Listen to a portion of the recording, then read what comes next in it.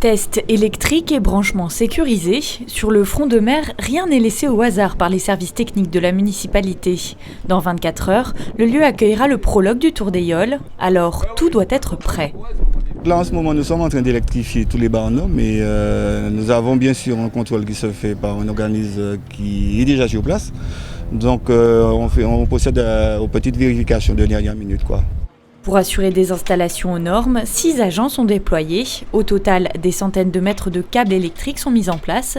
Un travail minutieux qui doit garantir la sécurité de tous. Le courant, c'est un danger.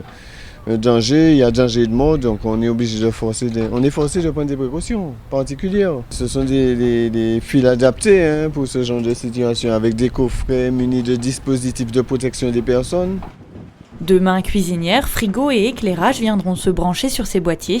Les vendeurs ambulants sont les premiers concernés par cette transformation du paysage. Vous savez, il y a des gens qui viennent avec des appareils qui sont un peu défectueux. Donc le seul souci qu'on peut avoir, c'est-à-dire des disjonctions répétitives et ça peut bien sûr occasionner des coupures qui peuvent gêner d'autres marcheurs.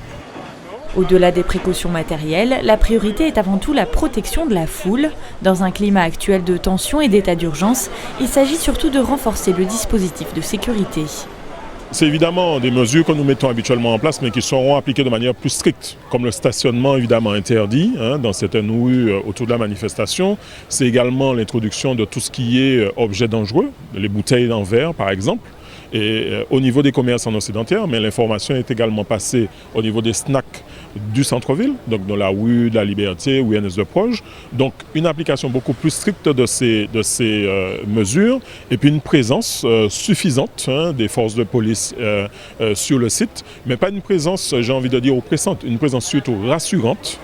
Suite aux récents événements terroristes survenus dans l'Hexagone et aux djihadistes présumés en fuite en Martinique, tout rassemblement doit être placé sous haute surveillance. Les faux y aller sont partagés. Moi, la foule, ça m'inquiète beaucoup.